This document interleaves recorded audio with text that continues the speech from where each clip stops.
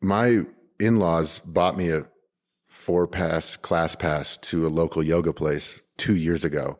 And every time you say that, I'm like, yeah. I'm like, yeah, that'd be awesome. Okay, so let's record the intro now.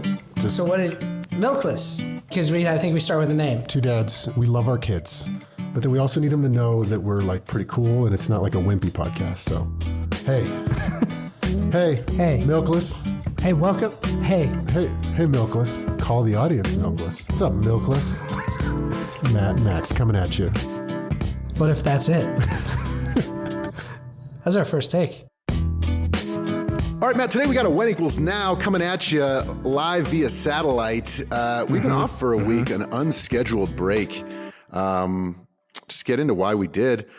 My dad, who's not J-Pa, I have two dads, my biological dad, Abuelo, got med-flighted and had an aortic dissection, which is typically a death sentence. Usually you don't make it to the hospital.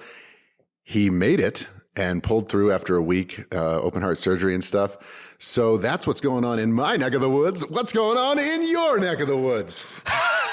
We can't talk about me after that. Holy shit, man. Yeah. How you doing, man? I'm good. I mean, it was a little touch and go there. I was basically in an Uber to the airport while he was in a helicopter getting taken to the hospital in Boston. And I arrived and for 3 hours was waiting for him to come out of surgery. It was super scary. Just like he's 66, so it's like, and he's not the healthiest, but he's like 220 pounds. He's not like, what you would expect, like a 400-pound person. It's just, high blood pressure will get you. Yeah. And I think he stopped taking his meds for a little bit. And just, I don't know. Did you know high blood pressure? It's like it's like the boogeyman, right? Like, okay, high blood pressure, that's bad. But it's kind of like, okay, so you got a little extra pressure in there. Yeah. Like, unless you're in the medical, world, I don't know. I just kind of was like, it's not good. You know why I know this is like when I went and got life insurance, they like do this whole thing and they were like, your blood pressure is just a little higher, and they were basically like, you cost more, buddy. It's like, Jesus. So that is fucking terrifying, man. Like, I imagine while you were there, your kind of MO is to like go in and take care of a lot of things, make sure everything's working. Was that kind of how it ended up? What's weird is it really changed me for a little bit where I wasn't, usually I'll just get right in there and it's like, all right, here's what you got to do, motherfucker. Like, okay, going forward, here's what we're doing. We're putting you on a regimen. And I was like, you got to just chill the fuck out. Cause at this point it's all just about keeping the blood pressure down. Yes. And just like, let's be chill. But I don't know. It goes into a larger thing that maybe we talk about on this When Equals Now about our aging parents, what that looks like, what the relationship is like in terms of health. A lot of times we can have a little bit more information. A lot of times we can have maybe disinformation. Maybe we swung too far in the other direction where it's like, you need to do kale enema, Dad, because, and it's like, no, you don't. But anyway, so that's what I started thinking about is, okay, how can we affect change going forward without being that controlling, like alpha son, and putting strain on the relationship. So I don't know. I just tried to be more chill this time and just kind of focus on recovery and realize that it is a long journey to break old habits of and develop new habits of health. Yeah. So I just kind of started to try to view a long game. It's something that my wife's always been trying to work with me on is, as you know, I'm very pumped up, excited. What? You wrote a book? Let's fucking make it next week. Stay up all night and make Violet Archer, Yeah. So yeah, I'm trying to do this new thing of just, hey, it's a long road and nothing needs to be fixed overnight. And it's more about creating like a nice culture of health into the future. But the thing that's crazy is just like, 66 years old, you don't think like something like that's going to happen. Yeah. Yeah. Where, it can pop up, So as you mentioned, you got two dads, but this is your biological dad. This was your first I mean, like a lot of times your dad gets talked about as like your first model of God, basically. What was it like seeing him, I guess, like vulnerable physically, like he's in a hospital bed, I'm sure he just had open heart surgery. Yeah. What did that feel like? Yeah, I don't know. Like, I think I compartmentalize pretty well, or I don't know if that's a good thing or a bad thing. I'm really good at being an addict. Yeah. I'm really good at putting up walls. Yeah, just walls. Yeah. Yeah, no, I mean, I was just kind of thinking about a lot of the logistics, and just like it made me see my own mortality a little bit. Just like, wow, it reminded me of our This Is 40 episode. Just like, wow, he's not that much older than me. And what it really did was made me think about things like blood pressure and days when I have 7 coffees and a Red Bull and a half. I'm usually just like, it reminds me of the This Is 40 episode. Or no, was it the health episode about how it's kind of like our bodies don't matter as men. As men sometimes. And just like, who cares? Just power through it. And just kind of thinking about that, like, wow, I guess like those little things add up that my normal wife seems to just be able to do normally. Getting good sleep, eating a balanced diet, like not having so many coffees. Because a lot of it is just kind of feels like nagging. Like, you're having your 7th coffee? Like, don't. And it's like, well, why not? Yeah. But like, this is like, okay, all that shit kind of adds up, and blood pressure will put a lot of stress on your organs and your arterial walls and stuff. And that's like, I mean, I spent a lot of time with ChatGPT over the week. That's what it was. Yeah. It was just, the aorta is right at the top of your heart. The walls basically broke, and right as he was getting surgery, he was bleeding out. He had like literally like 10 more seconds. Holy shit. And that's because, the pressure, the repeated pressure in that artery will just kind of take you down. Well, and I wonder too, like how much of that is about like chronic stress or living in the parts of your body that like are more in the like, whether it's fight or flight or just like really excited, like really like just not feeling calm. Yeah. Very often. Which I think is something that I've started thinking a lot about since my first daughter was born, because she's like wired similarly to how I am. She's just up. Like she just wants like fast music. She wants to run fast. And like finding calm for her is a hard thing. It's a hard thing for me too. And I wonder like, what are the long-term health implications of that, Yeah, 100%. And it's like, I don't know, it relates to something that I've been working on lately of just being okay with a slower existence. I don't know if we've talked about this on the program before. I feel like you and I have talked about it, that I don't know, like doing laundry, cleaning up, doing the dishes just feels like unimportant to me. So I do it so fast. And it's kind of toxic. Yeah. Like if I have to clean up or do laundry, I'm literally trying to optimize every button press. Yeah. When I am taking the laundry out of the washing machine and putting it in the dryer, I know that I can save a half second if while I'm doing it, I open it and press the button first and empty the lint thing, because it's going to make me wait like 10 seconds. Yeah. It's like, why can't I just wait that 10 seconds like a normal human being? Like a fucking human. I remember my wife is really seeks calm. And I remember when we first started dating, we were walking somewhere.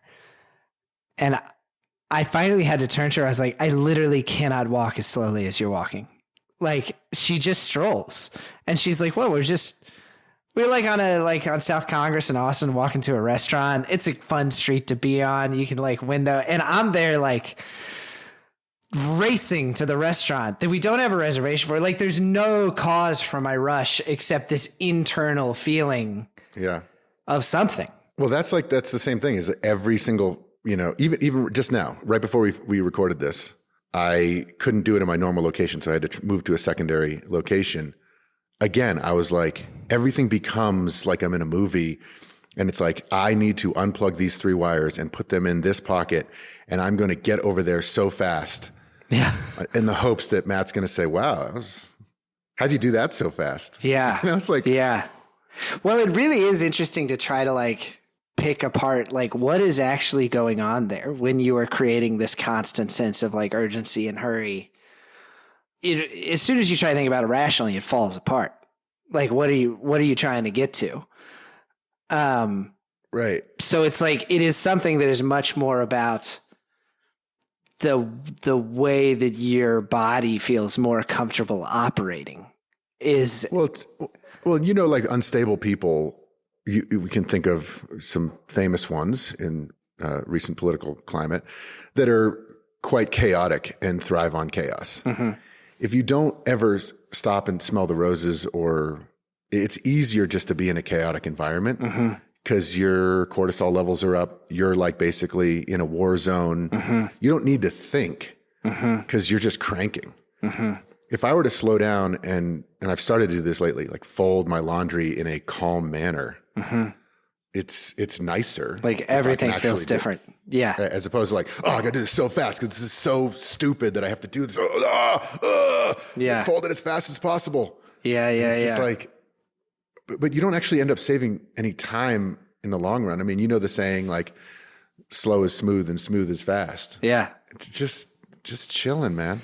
Yeah. But I don't know. But there are times where I do appreciate this ability to move fast. Sure. For Yeah. example, You need it. Yeah. Oh, I got to get to the airport. Yeah. Oh shit. I didn't realize my flight is actually, I'm going to take a shower, pack, do this all in 9 minutes. Yeah. If you can pull that off, that's fucking amazing. It's getting stuck there. That is right. That shouldn't be the status quo. So do you feel like your dad is this way? Do you feel like he shares this with you? Yeah. And what is interesting is he has a lot of the similar things. Like for example, he stays up very, very late to like 2 or 3 in the morning. He works like 12 hours a day, and then he feels like he needs to get in his time, and he'll do what we were talking about, watching YouTube videos on his interests till 2, 3 in the morning. He gets 3 or 4 hours of sleep. Ugh. He doesn't need as much sleep as a normal human, but still, I'm sure he's like a 5-6 hour person. He's not a 3-4 hour person. Well, you also wonder, like, even that idea, because I've always kind of felt similarly, like, I don't need as much sleep as many people. That's probably 7. Yeah, that's like 7. Yeah, I can do all right on 6. But even that, I think of like, yeah, maybe I don't need it because maybe I've trained my body and my brain to like function at a high enough level without it. But also, like, what is the long-term impact of that? Even if I am day to day able to like do fine on 6 hours of sleep, it's like, yeah, you're able day to day to drink 7 cups of coffee, but then like there's no free lunch, right? Like, yeah. And I just think that like that idea of rest and calm, like somehow I associate that with being like self-indulgent or something, or slothful or lazy or whatever it is. Right. This episode is brought to you by Milkless. We are self-funded, self-sponsored. Matt and Max, we're spending way too much time a week on this for your listening pleasure. So, if you want to help out, please visit our Patreon. Just kidding, we don't fucking do Patreon. We're not asking for any money. All we want is for you to text this to a friend. So, if you could pause the episode right now, think of someone who might benefit from Milkless. Maybe it's a dad you know, a mom you know, someone Think of the shittiest father you know. No, that shittiest father doesn't care enough to listen. But someone who maybe likes podcasts and, you know, the thought of a parenting podcast is like, oh my God, it's like so dry. You can tell them how funny I am and how Matt also says things sometimes. Yeah. You need a dictionary to understand half of the things he's saying because he likes to show his big vocabulary. Oh my God. So, read a book, Max. Anyway, what was I saying? So just pause the episode right now. Text a friend. It means so much to us, and you will ensure that we will continue making these episodes free of charge forever. I'm reading this or listening to this book on the left-right brain. the hemispheric divide. And one of the assertions the book makes is that we live way more in our left brain than we used to. And the left brain is all about like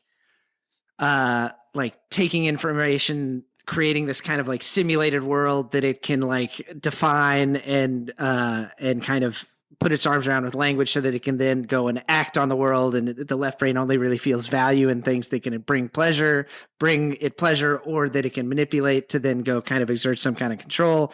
And the right brain is much more like just calmly attends to the world as it actually is, as this ever changing, ever flowing kind of like, you know, and so I've been thinking about that a lot too, that like, am I just like living in my left brain so much? And my left brain says the point of this world is to go out and act upon it. Yeah. Rather than to like take it in as kind of miraculous. That's the other thing I found when I can really slow down, is like you kind of remember how miraculous it is, what a miraculous thing it is just to be alive, and look at a tree or whatever the fuck. Right. Yeah. It's just hard to, cause I can get into that zone and then I'm like, oh, how nice. And then I'm just so trained on the other side to just like crank that it's, it's like what I was saying at the beginning of this episode, that it will most likely be a lifetime of work. Yeah. And putting that as a North Star, that is something that I value and want to do. Yeah. Like you've talked about yoga a lot and making your body feel calm. Like my in-laws bought me a 4-pass class pass to a local yoga place 2 years ago. And every time you say how's that going? Like, yeah. I'm like, yeah, that'd be awesome. It's just so far away, because that is like really taking time for yourself. It's also good exercise. I mean, it's great for your body. Yeah. I can't find a bad thing about it.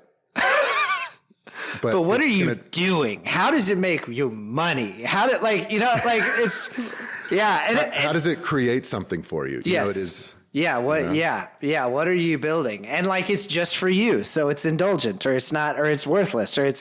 And I mean, like, I do also think we live in a culture that, like, I mean, that really exalts hustle. Like, you got to be out there hustling. If you're not hustling, you're falling behind. This is a hustle. Finding ways to be calm. This is the opposite of hustling. It's funny. It's like you talked about, and probably this happens for all of us, when you start to see your parents age, and maybe as a man, particularly when you start to see your dad age, it makes you think about your own mortality. One of the things I think a lot about is my parents' age is like, you want to be helpful and encourage them to take the best care of themselves they can. But like, that's got to not be about me. Mm-hmm. You know what I mean? It's got to be about what's best for your parents, not about my own discomfort with the idea of my parents aging. And eventually, you know, we know how it ends for all of us. I mean, was there a time, and if you don't want to talk about any of this, we don't have to, but was there a time when you thought that he might not make it? Oh, he shouldn't have made it. So only during the helicopter situation and the surgery. But once he's like basically in surgery or out, basically when he was out of surgery, because even the surgeon said 10% chance of death here right now during the surgery. Yeah. But it's going in the helicopter was probably like 90% chance of death. Whoa. So that whole thing is like, he should have died. And did you know that? Yeah, because, you know, my wife was an ICU nurse, and I remember her telling me about an aortic dissection and an aortic rupture. It's like your main hose, man. If that thing dissects, meaning the 3 layers of the garden hose start to delaminate and blood starts flowing in the outer wall. Ugh. And it's like, instead of having the garden hose, you have like a plastic bag holding the blood back. Oh my God. That's eventually just going to rip out. And once it rips out, you bleed out within, 4 seconds. Oh. Like all your blood volume just goes into your chest and you're gone. Oh my God. So I knew that was like a real possibility. For example, my sister-in-law, I was chatting with her and we met up because she's in Boston, and we were talking about what the mortality rate was. And she's like, oh yeah, I told my coworker that, my brother-in-law's in town for his dad, aortic dissection. And they're like, I'm so sorry. Wow. And she's like, no, he lived. He's alive. Wow. And if you Google aortic dissection, it's all ER docs on Reddit talking about how they missed it and how the person bled out in the ER. Jeez. It's like not. So I was like, okay, I thought I was going to go possibly arrange his funeral services. Wow. That's why I was like, I need to get out there stat to help run point on that. Yeah. But once the surgery happened, it transitioned to like, okay, now it's recovery. Now it's into the future. Did you like during that time, like what did you think that you were probably going to lose him for long enough to like, for that to sink in at all, to like feel what that would have been? I mean, not really. I just, I don't know. I think I go into like tactical triage base camp mode. Mm-hmm. Like Max is the one who's going to set everything up. And so I probably would have done therapy after and tried to process it. But I was more like boots on the ground. Let's fucking go set up the fucking air tent. Yeah. Like central command. Yeah. Text messages going out to the family. I get that. And, there's like a part of that response that's probably pretty healthy just so you can keep functioning effectively when you're in crisis mode. This was a long time ago, but I was in a car, I was driving with old girlfriend of mine, and we got hit by a drunk driver, and it was pretty scary. Like it was kind of a bad accident. And, then the drunk driver like lied about what had happened, and the cops came. We were on the highway, and there was somebody that was like really pretty hurt. And I remember in the moment, I was fine. I had like checked on my girlfriend. I got out of the car. I went and checked on the other guy. I went and talked to the drunk. Like I actually felt like super crisp and not scared. Yeah. After it was over, I like fucking had the shakes. So I think just as your friend, like keep an eye on yourself. Yeah. Because it's possible there was something going on there that some part of you is just like, don't feel that right now. Can't feel that right now. Yeah, I think so. Possibly. But I'm also just like, I don't know. We talked about mortality on the This Is 40 episode. I've not processed that my parents will be gone someday, but I'm not afraid of that. I'm not afraid that that's going to happen to me too. I've already not processed it, but like, I don't know. It's just like, yeah, that's going to happen someday. It will happen. And I'm like, great. Like we got a second chance here. And I don't know. Maybe it could be my toxic positivity or that I'm always looking forward, but maybe you're just really healthy. I don't know. And like the rest of us are out here, but like, don't you feel fucked up somehow? Like, but tell me how you feel fucked up. I'm just excited about the future that, I think there's a path for health going forward. He seems super, super committed. So Yeah. One thing we had a dog. We still have a dog. We used to have 2 dogs. The dog we have now, and we talked about doing an episode about pets. The dog we have now, and people don't say this very often, but the dog we have now lives at our house. And that's the relationship we have. Like we feed her. Like she's just a dog that lives at our house. The dog we had before was like our first child. And as that dog started to get old and like he went deaf and then he just got he got to be a grumpier, less fun dog. And and then there was a bad storm and then he didn't come back. We came home and he was gone. And that was really, really sad. But I remember. Are you crying right now? Fuck you. You're crying. Are you not crying right now? Your dad you're like fine. You're like, I'm psyched about the future. What's wrong with you, you fucking sociopath?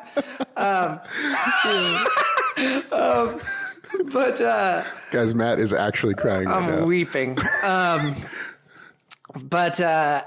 I remember after that happened with my dog thinking like, I realized that I had been getting annoyed with him for the simple fact of his aging. Cause I was like, stop reminding me that you're going to die someday. And I made this mental note, like, I gotta not do that as my parents age. It's such a classic trope of like, my dad, like, I gotta fix my dad's computer again. And like, we get pissed at them for just for their fact of their aging. Right. Well, here's the thing. And this I think could sum it up because I think we're coming up on time here is like, so while my biological dad was in the hospital, my mom and stepdad, mom and J-Pa, or Nana and J-Paw came out because they're really good friends. And it was a great divorce as a child. So like they all love each other. And so they came out to support him and see him. As part of this, I like talked with my mom and I was like, hey, I just want to like make sure like, we're all being healthy going forward. I'm going to make some changes. I think we should all use this as a catalyst for change. And this is where I'm hoping that I'm more of I've grown a little bit in the last 20 years. What I did once in my 20s is I said, Mom, you're doing a fucking boot camp. You told me about this. Like, quit drinking. You're killing yourself. I signed her up for a boot camp. Oh my God. And she said she almost died. She's like, I swear to God, Max, I swear to God, I almost died. You almost killed her. Like she went from like, she's similar, not overweight, like not that unhealthy, but like she doesn't really, she's not super athletic. I'm like, you go to this boot camp, almost killed her. Probably almost gave her an aortic dissection during that thing. As opposed to now, what I said is, hey, because of that study we pulled a couple episodes ago, can we try to just all walk for at least, 10 minutes a day? Yeah. 15 minutes a day. And she's like, I could totally do that. I'm like, why don't we talk on the phone? Why don't you listen to a podcast? We can just walk around the block. Everybody should at least walk 15 minutes a day. Yeah. Yeah. And it's like her grandmother lived to be 104. Because she walked a mile every day down to the post office and back. And it's like, just like, walk. Just go for a walk. Just walk. Yeah. That's all. I'm sorry about the boot camp 15 years ago. I almost killed you. So sorry. But that, to your point, like, is it about me? It's like, no, you know what? That boot camp was about me. Right. I want my mom to be like fit and live to be 100. This is like, hey, can we make some like can we use this opportunity with Abuelo getting sick in the hospital? Can we just use that? And maybe we all just walk 15 minutes a day, including, a 37-year-old brother. And, all of us could walk a little more. Sure. Yeah. Bingo. Yeah. Well, and it makes that thing, because like you were saying, like every individual day when you have 7 cups of coffee or when you stay up till 2 a.m. or whatever it is, it feels like, well, that's not that big a deal. It's a cumulative thing. And it's not until it becomes acute that you're like, oh. And so this was kind of that moment when it did. And then the other thing that I think about with this stuff, it's weird because I have these two like competing voices in my head. And one of them is like, yeah, just go out there and fucking walk. Because if you walk, you'll feel better. Mm-hmm. And like, it's not that complicated. Like, take deep breaths, walk, get enough sleep, and spend time around people you love and go outside. And if you do all those things, then you're like 90% of the way there. But then there's another part of me, and we won't go into great detail, but you've mentioned there were some things about your dad's early childhood that were like pretty tough. Mm-hmm. So the other part of me is like, okay, well, why are we doing this stuff? Why are you racing the lint machine in the fucking dryer? Why can I not walk as slow as my wife when we're not in a hurry to get anywhere? Why is your dad staying up till 2 a.m. watching YouTube videos after he worked for 12 hours? Like, part of it is like, fake it till you make it. That idea that like, if you smile more, you will actually be happier. If you just make yourself smile more eventually, so you can kind of work from the outside in. Yeah. But I think you also need to be working from the inside out. Hundo, percento. Damn. That's why I love listening to this podcast, aka you talking. That was so good. Oh, man. That's brilliant. Well, fucking A. Dude, I love you, buddy. I'm glad your dad's okay. I'm sorry. I cannot imagine the amount of stress of that week, but I'm so glad it turned out the way it did. Thanks, man. Appreciate it. Holler if you need anything. All right. All right. Brought to you by Violet Archer.